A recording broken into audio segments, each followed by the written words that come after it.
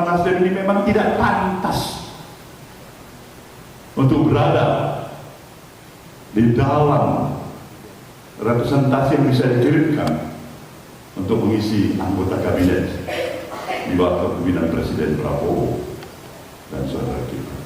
Kenapa? Karena memang dia tidak berbuat banyak, bahkan tidak ada. Dalam pemilu yang lalu, kita tidak mencalonkan Presiden Prabowo. Maka inilah konsekuensi politik yang harus kita buktikan. Nasdem tahu diri, ada budaya malu dia.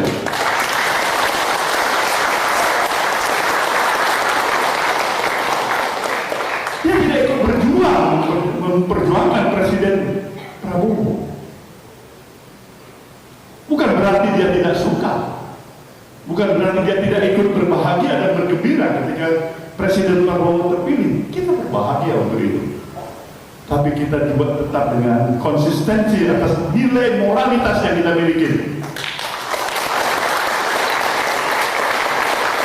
Jadi kalau ada masyarakat yang menyatakan semua institusi partai politik itu pada dasarnya mabok pada kekuasaan, nah di sini momentum kita menyatakan kecuali partai Nasdem.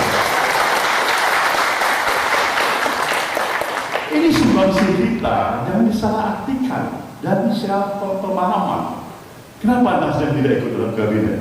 Apalagi yang bisa kita sumbangkan kecuali pencerahan yang lebih berarti bagi satu proses pendidikan politik negeri ini. Tahu diri. Nah ini yang harus saya jelaskan kepada saudara.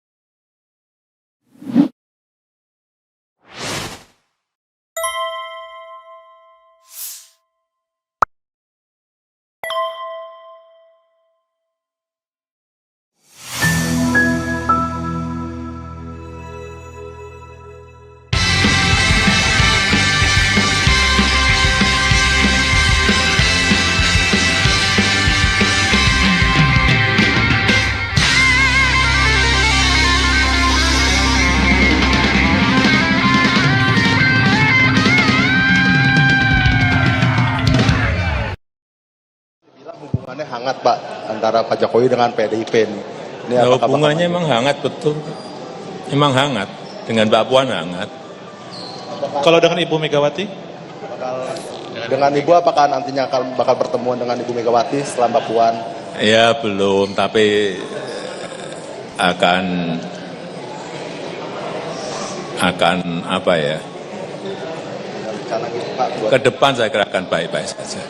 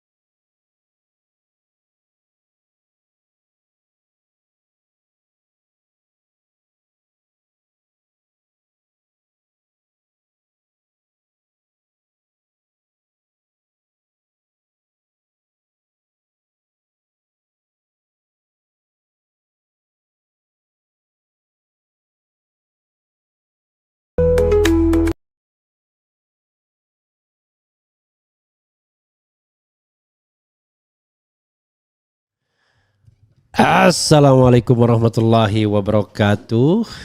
Sobat RH sekalian, jumpa lagi kita di channel yang keren ini. Keren cadas. Ya Sobat RH sekalian, ini ada berita menarik ya. Soal Nasdem atau Surya Paloh menggelar buka puasa bersama. Jadi Sobat RH sekalian, satu fenomena politik itu tidak bisa hanya dinilai bahwa wah ini silaturahmi, apalagi kita menggunakan gendang di Nasdem bahwa ini adalah istiqomah di jalan kebajikan. No, this is politik tetap ya. Jadi buka puasa ini tetap buka puasa politik.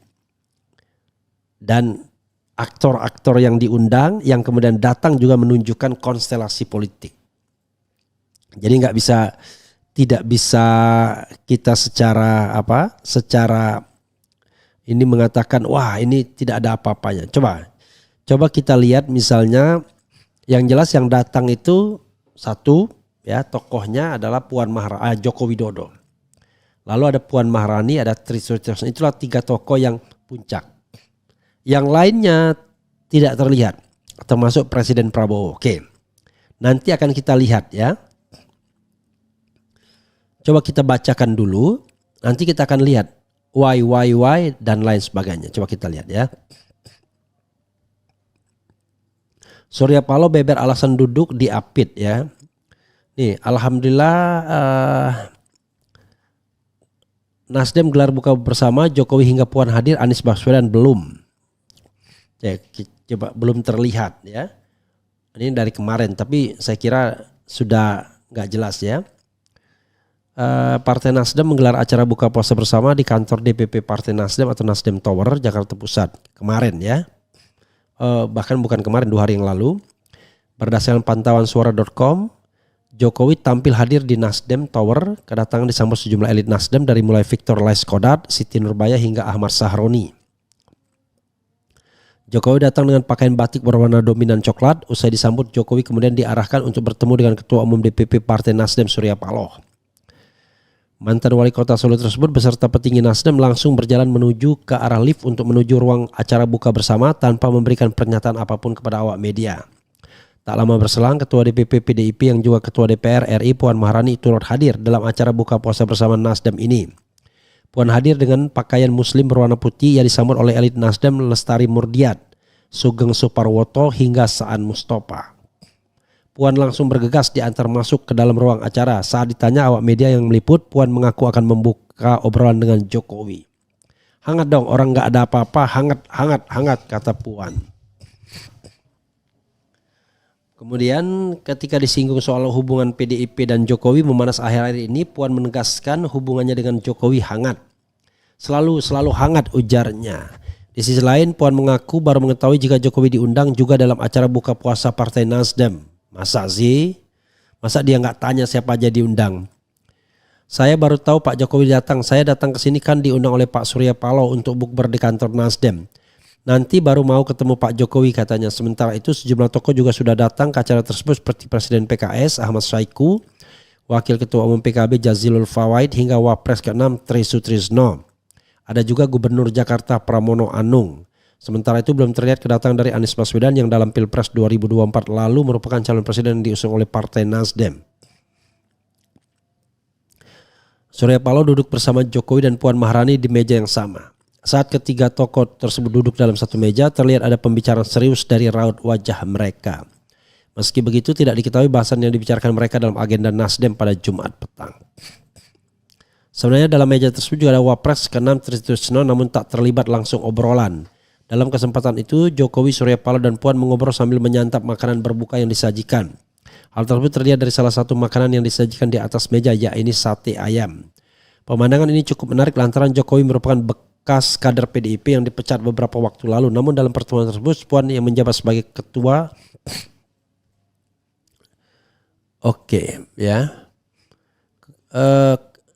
kami sampaikan bahwa DPP PDIP Nasdem ya agak kepotong beritanya ya.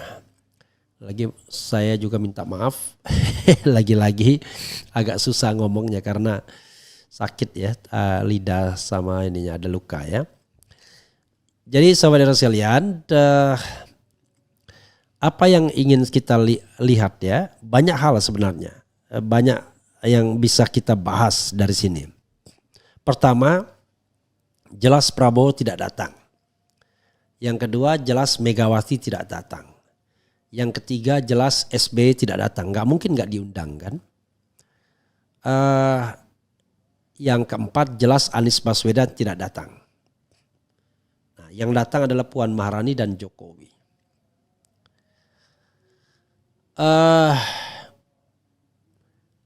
Bagaimanapun Surya Paloh ingin menjadikan dirinya sebagai kingmaker, ya kan? Tetapi mungkin orang tidak terlalu tertarik dengan upaya tersebut. Zulkifli Hasan juga tidak ada, Muhaimin Iskandar juga tidak ada, Erlangga Hartarto juga tidak ada. Jadi kalau kita simpulkan, yang datang itu adalah tokoh di luar pemerintahan, yaitu PDIP dan Jokowi sudah keluar. Menarik, Jokowi kemudian datang dalam acara Surya Paloh. Jadi kalau kita tafsirkan posisi politik Surya Paloh hari ini memang agak membingungkan, agak membagongkan juga. Dia mau menjadi kingmaker, tapi sepertinya kurang berhasil dalam kegiatan buka bersama ini karena elit-elit itu nggak datang. Jadi sekarang ini kan elit yang bisa dianggap itu adalah pasti Prabowo Subianto. Yang kedua, ya karena Gibran Rakabuming itu adalah wakil presiden, it's okay. Tapi kalau sudah ada Jokowi, selesai Jokowi. Kemudian ada juga paling tidak Bahlil, ya kan, sebagai ketua umum Golkar.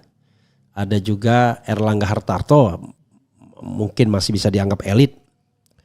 Kemudian ada juga Zulkifli Hasan, ada juga SBY atau AHY dan lain sebagainya. Tapi mereka tidak datang. Nah ini menarik ya, karena begini, biasanya bikin acara ini itu sudah menyesuaikan dengan jadwal presiden biasanya. Yang lain ikut. Karena presidenlah yang kemudian jadwalnya yang tidak bisa fleksibel. Nah, kalau presiden kemudian tidak datang, kelihatannya justru kita bertanya ada apa? Dikaitkan juga dengan tidak adanya perwakilan Nasdem di kabinet sekarang ini. Tapi Nasdem tidak bersikap oposisi terhadap pemerintahan Prabowo. Kenapa begitu? Ya menjadi oposisi itu berat. Biar saya aja, apalagi kalau kita punya bisnis. Apalagi bisnis itu adalah bisnis yang mengandalkan barang dan jasa pemerintah misalnya. Itu akan berat. Walaupun tidak mengandalkan barang dan jasa pemerintah, itu bisa juga dihalang-halangi. Jadi sikap Surya Paloh menurut saya remains mystery saat ini. Di satu sisi dia tidak mengirimkan wakilnya, entah alasannya apa. Mungkin alasannya juga kecewa karena tidak dapat posisi jaksa agung barangkali. Di sisi yang lain adalah dia juga tidak beroposisi. Tapi sebenarnya sikap dia konsisten karena dia pendukung Anies Baswedan bukan pendukung Prabowo Subianto. Jadi sebenarnya apa yang dilakukan Nasdem tidak ikut dalam pemerintahan itu sudah benar sesungguhnya. Ya, ada konsistensi di dalamnya. Oke. Tapi upaya Surya Paloh untuk menjadi kingmaker itu yang kelihatannya tidak berhasil. Karena tokoh seperti seperti SBY tidak datang juga. Jadi sebenarnya mereka melihat gelagat Prabowo. Kalau Prabowo datang, bisa dipastikan yang lainnya datang juga. Zulkifli Hasan akan datang. Kemudian Bahlil akan datang. It could be possible SBY atau AHY minimal akan datang. Tapi karena Prabowo tidak datang, mereka kemudian tidak datang. Tapi Puan Maharani datang karena Puan tidak bergantung pada gesture Prabowo. Puan adalah radikal bebas, maksudnya unsur yang bebas. Tapi dia juga menarik melihat internal PDIP-nya sendiri sesungguhnya. Ya. Oke, kalau Trisno oke lah ya, saya kira senior saja ya. Nah maka kemudian hadirnya Puan atau duduk berdampingnya Puan dan Jokowi menurut saya bukan sesuatu yang didesain, karena kebetulan mereka lah pejabat puncak yang datang. Satu mantan presiden 2 periode dan satunya adalah masih menjabat sebagai ketua DPR. Jadi wajar kalau mereka kemudian duduk satu meja dengan Surya Paloh plus Trisno yang dianggap sebagai senior dan mantan wakil presiden. Tapi tentu Surya Paloh tidak mengundang tokoh-tokoh oposisi. Tidak mengundang Gatot Nurmantio misalnya ya. Mungkin dianggap tidak level juga, nggak ngerti juga. Apalagi tokoh sekelas Said Didu dan lain sebagainya yang jelas dianggap tokoh pinggiran ya, karena tidak punya kekuasaan. Kan pinggiran itu kalau tidak punya kekuasaan, kalau punya kekuasaan kita menjadi tengah ya, tidak akan dianggap pinggiran. Oke, jadi peran untuk menjadi jembatan ya, itu menurut saya gagal dengan ketidakhadiran Prabowo, karena ketidakhadiran Prabowo diikuti ketidakhadiran yang lainnya. Nah, bagaimana dengan posisi Anies Baswedan? Posisi Anies ini adalah posisi yang tanggung. Kenapa posisi tanggung? Walaupun dia mantan presiden, tetapi dia bukan pejabat publik dan dia bukan darah biru seperti Puan Maharani. Puan kan karena ada Megawatinya, ada PDIP-nya, walaupun misalnya dia tidak menjadi ketua DPR, tetap saja akan dia berada di baris depan karena dia darah biru. Jadi barangkali ada baiknya Anies tidak ikut dalam kelompok-kelompok elit seperti ini. Tetap ada di barisan rakyat saja ya. Ini kan kelompok kongko-kongko elit sesungguhnya yang digagas Surya Paloh ini dan tidak berhasil juga menurut saya. Oke. Lalu bagaimana dengan Jokowi PDIP? Begini.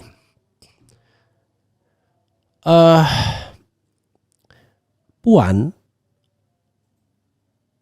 bukan orang yang bersikap oposisional terhadap pemerintahan Prabowo. Kenapa begitu? Sederhana saja. Karena ketika dia tidak dinominasikan oleh PDIP sebagai calon presiden, melihat tidak ada peluang misalnya, maka sesungguhnya dealnya dengan penguasa saat ini adalah tidak mengubah undang-undang MD3 yang tetap memungkinkan dia sebagai ketua DPR. Minimal dia sebagai simbol bahwa dia adalah ketua DPR. Itu penting bagi Puan. Karena Puan tanpa jabatan simbol dia nggak bisa bergerak. Jadi hanya bisa dengan jabatan simbol. Ya, sebagai menteri koordinator, sebagai ketua DPR, bisanya begitu. Sebagai ketua DPR ya, walaupun kita lihat ketua DPR yang pasif, tidak terlalu aktif sebenarnya ya. Lebih ya karena darah birunya, bukan karena kecerdasan statement politiknya atau sikap politiknya sesungguhnya. Nah, tapi Puan ini adalah elemen yang berbeda dengan Megawati. Megawati menutup diri hadir dalam acara-acara kenegaraan di mana ada Prabowo di situ, ada Surya Paloh dan lain sebagainya. Megawati hanya hadir dalam acara yang digelar oleh PDIP sendiri. Beda sama Puan Maharani, Puan dibiarkan kemana-mana. Ada dua kemungkinan. PDIP menjalankan politik dua muka. Muka kerasnya adalah Megawati dan muka lembutnya adalah Puan. Atau PDIP terbelah menjadi dua arus. Yaitu arus Megawati yang kekeh tidak mau gabung dengan pemerintahan. Dan arus Puan yang lentur, fleksibel. Karena Puan melihat kelenturan dan kefleksibelan itulah yang akan membuat dia tetap bertahan menjadi ketua DPR. Minimal from the beginning tidak diutak-atik. Jadi kemungkinan itu. Jadi politik dua muka atau kelenturan. Nah, kelihatan sobat daerah sekalian, kalau pakai perspektif Faisal Assegaf, ya kelihatan PDIP sebenarnya menjalankan politik dua muka saja. Ya, oke. Bagian akhir adalah masih dengan diundangnya Jokowi yang bagi sebagian masyarakat, banyak masyarakat tidak punya martabat, marwah, bahkan harusnya ditangkap, harusnya diadili dan masih diperlakukan sebagai orang yang terhormat oleh Nasdem dan Surya Paloh.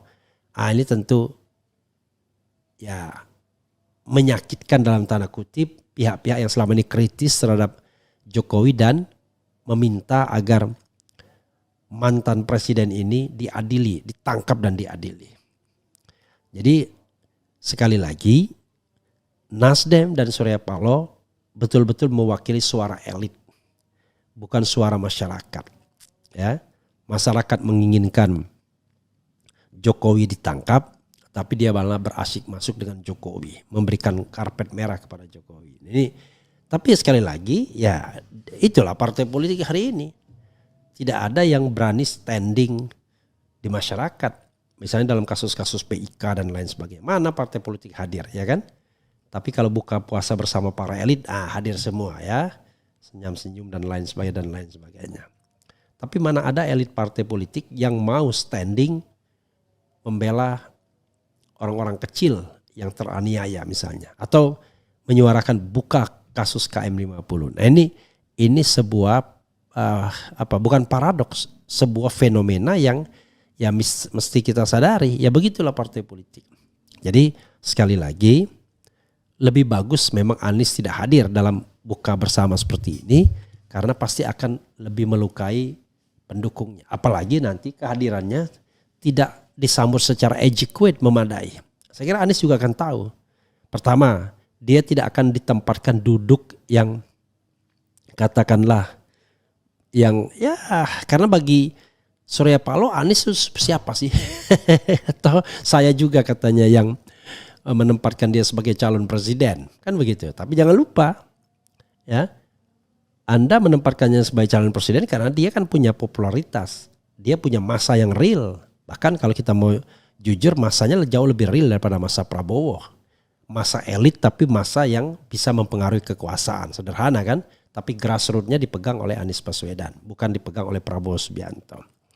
Itu yang kita harus pahami. Jadi kehadiran Anies mungkin tidak terlalu diharapkan, hanya sekedar basa-basi, tapi lebih baik dia tidak hadir memang. Karena nanti justru akan membuat dia dilecehkan dalam tanda kutip, yaitu tidak ditempatkan di bangku Surya Paloh tapi di bangku-bangku lain.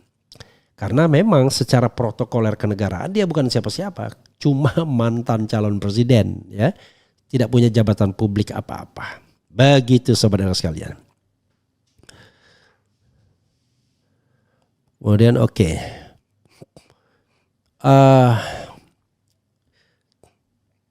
kita lihat ya.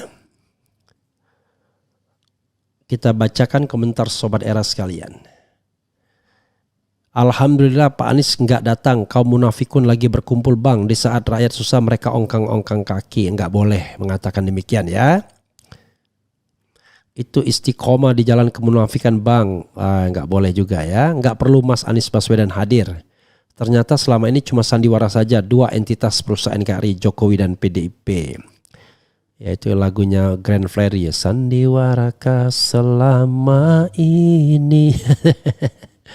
Hangatlah satu kolam. Hehehe, inilah jebakan bad girl ya.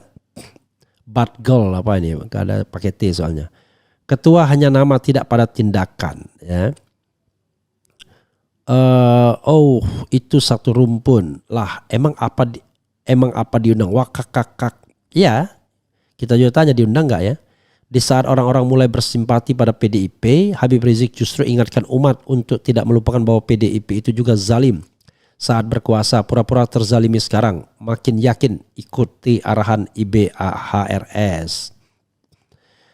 Muak lihat Mulyono yang kebal hukum. Mengapa wajah-wajah menjadi penentu kehidupan bangsa ini? Nggak bisa kita bilang wajah maling ya. Apa yang diharapkan dari perampok bangsa? Nggak boleh juga ya. Jadi ngakak kalau ingat mereka dulu bilang mau bongkar dokumen rahasia di Rusia dan mau geruduk KPK. Ternyata harga diri PDIP bisa dikompromikan juga ya. berdamai dengan perusak partainya. Bang Refli juga bagiku elit, ya elit. Apa elitnya, elit di atas sedikit lah ya. Jadi yang namanya hidup itu pasti ada kelompok ya kan. Ya elit, tapi elitnya elit kecil lah, ya tidak super elit gitu ya. Kalau super elit itu kan Surya Paloh itu super elit tuh ya. Ada elit intelektual, ada dan lain sebagainya ya. Indonesia penuh sandiwara, great for Hollywood show ya. Kok great? Great ya, bukan great. Great itu seraka. Great for Hollywood show. Nasdem is full of crap, totally useless ya. Kabarnya PDIP dan Jokowi akan CLBK kembali. I don't know exactly. Cinta lama bersemi kembali ya. Wajah-wajah perusak negeri kumpul. Ya, kita hanya bisa berkomentar ya. Tapi intinya sekali lagi fenomenanya adalah Prabowo tidak datang, elit-elit lain tidak datang. Karena itu gagal Surya Paloh sebagai kingmaker atau sebagai fasilitator para elit. Yang kedua, syukur Anies tidak datang. Itu saja. Karena kalau dia datang juga pasti tidak diperlakukan secara baik dalam tanda kutip ya. Tidak akan ditempatkan di makom yang besar karena dia bukan siapa-siapa lagi kan. Karena itu lebih baik mendatangi bukber rakyat aja lah daripada bukber elit. Karena kalau di bukber rakyat dia akan ditempatkan pada tingkat yang paling tinggi. Tapi kalau bukber elit dia akan ditempatkan tidak pada tempat yang elit ya. Itu saja sobat dinas sekalian. Wassalamualaikum warahmatullahi wabarakatuh. Keren, cadas, ciao.